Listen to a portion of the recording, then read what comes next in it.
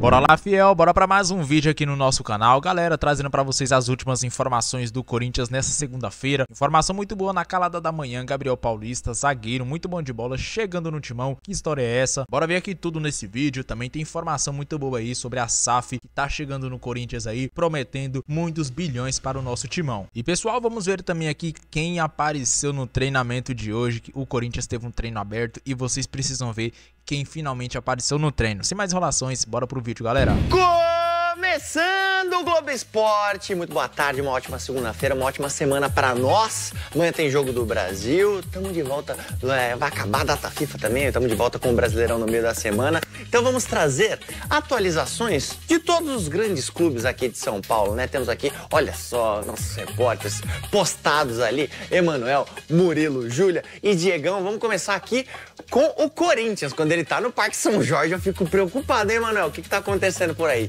Boa tarde.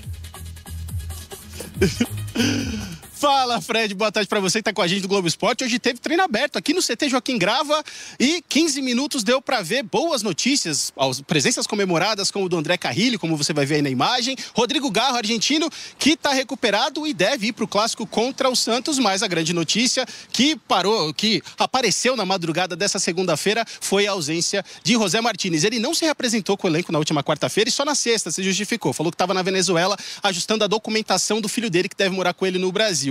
O jogador ainda não tem previsão de volta, mas o Corinthians acredita que ele chega ainda no início dessa semana. A única punição, por enquanto, é a ausência dele. Ele não vai ser relacionado para o clássico contra o Santos. Bora falar do Timão, que quarta-feira tem clássico diante do Santos. E, gente, o Rodrigo Garro tá de volta, tá recuperado das suas dores na panturrilha, treinou normalmente com bola e com o restante dos seus companheiros, ou seja, já tá trabalhando com o grupo inteiro, já está fazendo as suas atividades de uma forma natural. Claro que depois de um mês afastado, pode ser que ele não comece o jogo, pode ser que ele seja apenas relacionado, entre no decorrer da partida, já ajuda, né? Ganha alguns minutos para ir soltando e tudo mais, ganhar um ritmo de jogo. Mas o fato é que é o primeiro jogador a voltar, né, daqueles que estavam participando da transição. Vamos ver se o André Ramalho também evolui nesse sentido. O André Carrilho, acho que um pouco mais para frente. O Charles, que não é necessariamente um jogador mais aproveitado, mas também tá nesse período de transição da parte física para o campo. Mas o Rodrigo Garro, a gente sabe, né, da sua importância, a sua significância para o elenco, para a sua liderança, para motivar todo mundo, né, a sua qualidade técnica, embora, né, o Bidonzinho esteja aproveitando, né, os momentos como um meia, né, um jogador um pouco mais à frente, mas eu já falei aqui, vou repetir, eles podem jogar juntos, se aproximando, que o Bidon ganhe mais protagonismo, inclusive, né? Sendo um cara que apareça mais na área, pisando na área para finalizar, para ele e o Garro daqui a pouco se somarem na armação. Olha que maravilha, né? Não foi gerado aquele debate em determinado momento. Será que o Coronado e o Garro podem jogar juntos? E eles jogaram juntos em alguns momentos, em algumas raras partidas. É claro, dependendo das circunstâncias, você tendo dois armadores, né? Obviamente a bola passa mais no teu pé, você constrói mais o jogo. Eu acho que o Corinthians só tem a ganhar com isso. E o Rodrigo Garro tá voltando. Tá bem? Essa é a principal informação que a gente queria trazer aqui nesse vídeo. Depois eu queria falar com vocês a respeito de um tema que vem gerado debate. Inclusive o craque Neto se manifestou, depois ele voltou atrás, porque, claro, mexe com os colorados e mexe com os corintianos. Estou falando do título de 2005, conquistado pelo Corinthians, e que é reivindicado agora, desde sempre, né, mas agora de uma forma um pouco mais incisiva, por parte do Corinthians. Vamos primeiro com a informação. O que está acontecendo nesse momento, né? Porque a gente teve alguns episódios, tem o título de 87, que para muitos é dividido, né, entre Flamengo e Sport.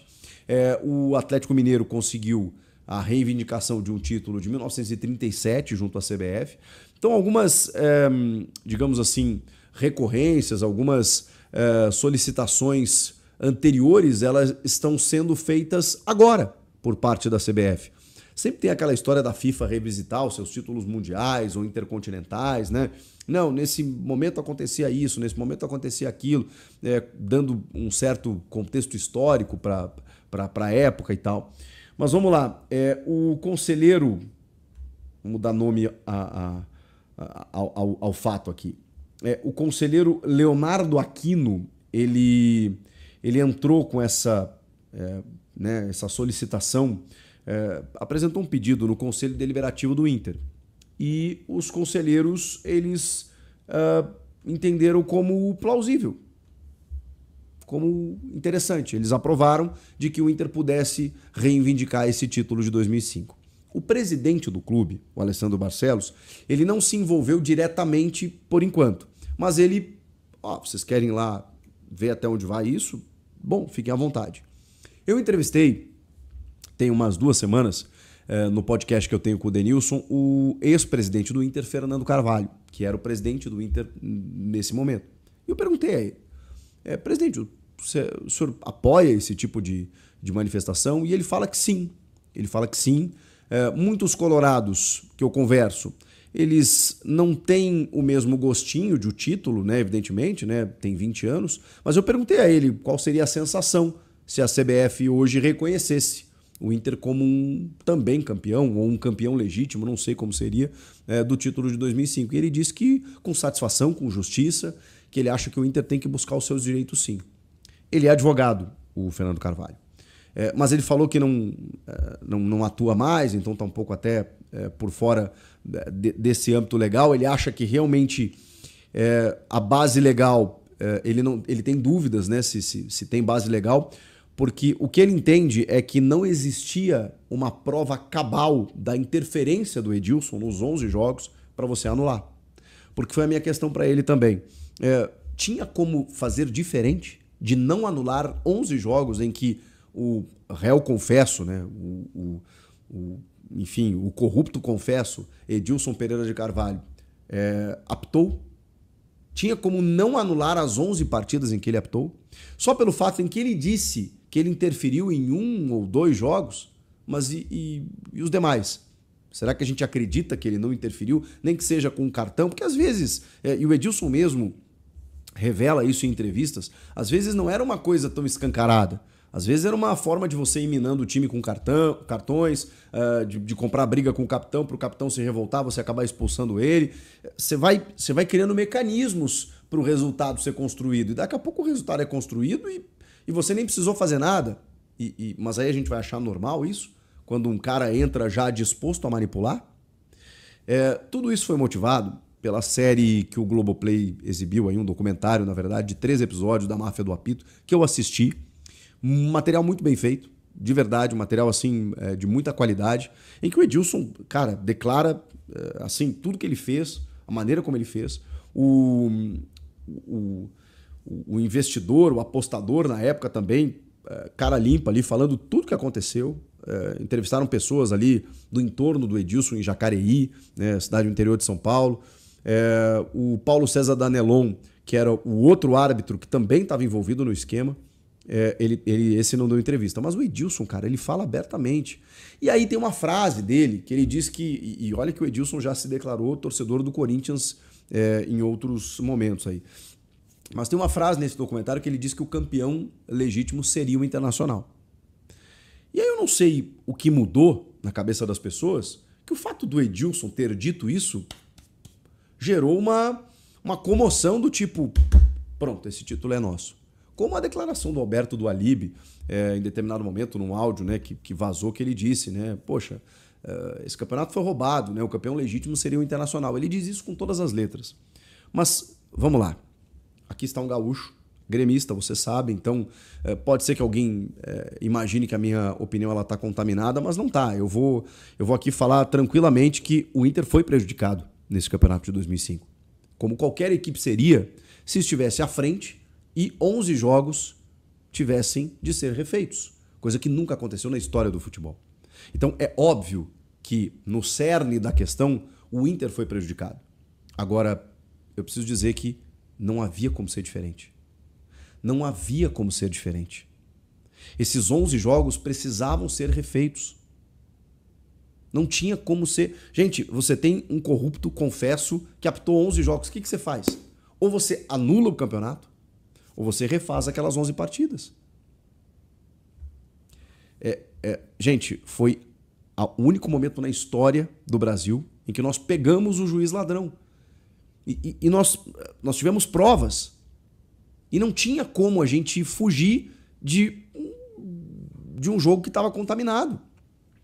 E nesses 11 jogos refeitos, o Inter pulou da primeira para a terceira posição. O Inter acorda um dia líder, dorme líder e acorda na terceira colocação. Porque ele precisava fazer alguns jogos novamente. E o grande questionamento disso tudo é que o Corinthians se beneficiou. O Corinthians aproveitou que em 2 jogos contra Santos e São Paulo, ele não tinha feito nenhum ponto. Ele fez 4. Ele ganhou do São Paulo e empatou com o Santos, se eu não me engano. E o Inter não conseguiu ter o mesmo retrospecto. Inclusive o Inter perde na última rodada e que se ganha, seria o campeão brasileiro. Aí você pode falar, bom, mas aí o Inter já estava abalado psicologicamente, os jogadores, emocionalmente, por tudo que aconteceu. Ok, eu concordo. É uma questão mais indireta, uma questão mais subjetiva, mas eu acho que ela existe. Eu acho que o Inter se abalou realmente na reta final, a ponto de ter que refazer os jogos, de tudo que aconteceu, do episódio envolvendo Inter e Corinthians no Pacaembu com o pênalti do Tinga, um pênalti claríssimo, não marcado pelo Márcio Rezende de Freitas, e com a expulsão do Tinga, um dos erros mais calamitosos da história do nosso futebol. Porém, nada foi comprovado contra o Márcio Rezende. O Márcio Rezende, até que se prove o contrário, cometeu um erro dos mais grotescos que eu já vi. Mas o próprio Fernando Carvalho diz isso. Não tem nada contra o Márcio. Ali está dissociado da máfia do apito. O Márcio Rezende comete um erro grotesco no mesmo campeonato. Ah, mas isso gera suspeição. Reconheço, acho que o torcedor tem o direito de achar que o campeonato está sob suspeita, de que isso tenha a ver, mas não teve nada comprovado, tá? Ali é um erro. E que mesmo que o Inter ganhasse aquele jogo, que terminou empatado, o Inter teria 2 pontos a mais, pois o Corinthians terminou 3 pontos a mais do que o Inter na tabela. Então, mesmo que o Inter vencesse aquele jogo, o Inter não seria o campeão brasileiro. O Inter não liderou o Campeonato Brasileiro de 2005 em nenhuma rodada. E a não ser naquele momento em que, quando ele chega a passar o Corinthians, os jogos têm que ser refeitos. Eu juro que eu entendo, de verdade. Não é corneta, não é porque eu sou gremista. Eu super entendo, gente. Pô, é um campeonato que estava encaminhado para o Inter ser campeão, ou pelo menos disputar o título até o final, e de repente você tem um erro de arbitragem contra no confronto direto e você tem que refazer 11 jogos. Não cada time, né? Mas o Inter teve que refazer alguns dos seus jogos. E nisso o Corinthians passou o Inter. Pô, é óbvio que o Inter foi prejudicado. Se os jogos não fossem refeitos, talvez o Inter fosse campeão. Provavelmente seria o campeão, posso dizer. Aquele time era muito forte. E aí tem outras teorias que eu acho muito mais dignas e aqui reconhecendo a dor do torcedor daquele momento de não ter sido campeão, mas de que, cara, muita gente imagina que o Inter campeão do mundo em 2006 é por conta disso.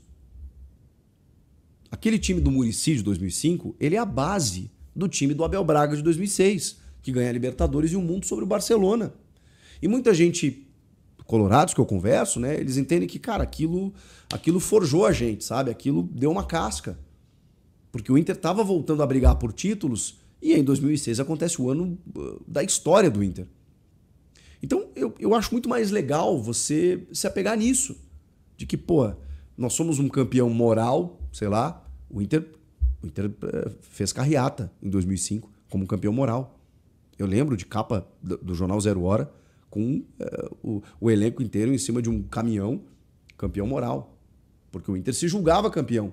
Mas tá bem, mesmo que a CBF não reconheça, pô, o Inter disputou o título. E isso fez com que, a partir dali, o Inter tivesse anos áureos. Não é mais legal? Não é mais bonito? Mas eu também não quero aqui ser sommelier do que o torcedor pensa e sente. Se o torcedor acha que é digno e que o reconhecimento da CBF vai dar um sentimento legal 20 anos depois, quem sou eu? Agora, já dei minha opinião, acho que não vale a pena, de verdade. Acho que não vai acontecer. não tem base legal, na minha opinião, embora leigo juridicamente, mas você não era líder, os jogos tiveram que ser refeitos, o Corinthians aproveitou, o Inter não, o Inter ainda podia ter vencido na última rodada, não venceu. Então, assim, qual a sustentação para que o Inter seja o campeão de 2005 e não o Corinthians? E no caso dessa solicitação, é de que o título seja dividido, para que o Inter também seja campeão junto com o Corinthians. De novo, qual a base para que o Inter seja campeão de 2005? Por conta do erro lá do Márcio Rezende de Freitas? Se fosse isso, mesmo assim o Inter não seria campeão. Pelos 11 jogos refeitos, não foi só o Inter que teve que passar por isso. Todo mundo teve que passar. Inclusive o Corinthians. E mesmo que o Corinthians tenha se beneficiado por conta dos 11 jogos, o Corinthians não tem culpa disso. O Corinthians fez a parte dele. Então, assim, não vejo consistência nessa solicitação. Não vejo nem uma questão legítima, porque, cara, de verdade, vai virar chacota. O próprio Fernando Carvalho reconheceu a mim que a história do DVD foi uma cagada. Ele usou essa expressão. Ele era um homem muito forte no cenário nacional, vice-presidente do Clube dos 13, Fábio Koff era o presidente, ele era o vice, estava com boa incursão na CBF, um cara que, assim, era respeitado no Brasil inteiro, e de repente ele lança um DVD, quando o Inter vai jogar contra o Corinthians, na final da Copa do Brasil, para dizer que o Corinthians tinha chegado ali com erros de arbitragem. O DVD é lembrado até hoje. E isso... ele podia ter razão no mérito de alguns jogos, porque erro de arbitragem tem para lá e para cá, mas ele se inviabilizou como dirigente naquele momento. Isso ele reconhece, ele diz. Então, nesse momento, eu acho que é mais um ingrediente para que Inter e Corinthians ganhem um contorno de chacota, de deboche dos corintianos em relação aos colorados. Como se fosse choro, entendeu?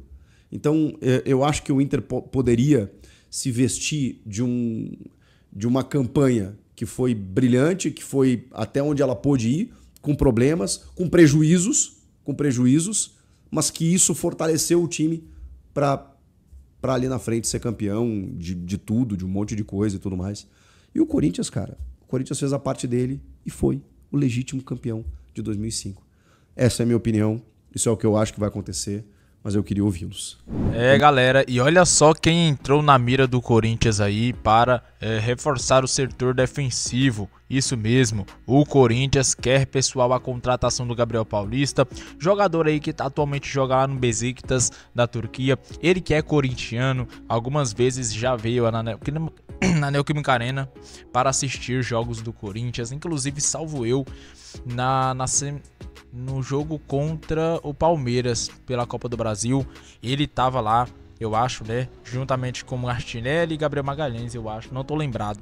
Mas ele é corintiano, pessoal, e o Corinthians quer aí a contratação dele. Lembrando, o Corinthians tá com transfer na FIFA, então para contratar tem que primeiro derrubar isso. E eu acho que vai dar, né? O Corinthians aí tem algum dinheiro a receber ainda, questão aí de direito de transmissão, né? Então vamos ver o que vai acontecer. Pessoal, vocês aprovam a contratação desse jogador, Gabriel Paulista? É um jogador muito bom de bola, né? Já tá com uma idade um pouco aí alta, mas eu acredito que ele consegue jogar muita bola ainda. É um cara muito experiente, então a gente vê aí que não precisa o cara ser rápido para saber jogar bem na zaga. A gente vê o Gustavo Henrique aí, muito melhor que muito jogador aqui do Corinthians, né? E não é tão rápido, porém tem experiência, sabe jogar aí, né, na bola aérea, tanto ofensiva como defensiva. Já fez muitos gols aqui pelo Corinthians, fez gol contra o Palmeiras, inclusive lá no Allianz Parque. Então é um cara aí muito bom de bola e eu acho que pode fazer uma dupla muito boa aí, né, com o Gustavo Henrique. O que vocês acham, hein, pessoal? Corinthians quer a contratação desse jogador, pode ver aqui, ó, todas as notícias são sobre ele sendo especulado no Corinthians. O Corinthians é até o momento o único time brasileiro que quer a contratação dele. Comenta aqui abaixo, galera, se você aprova essa contratação ou não. Agora eu vou ficando por aqui, um grande abraço e até o próximo vídeo, pessoal.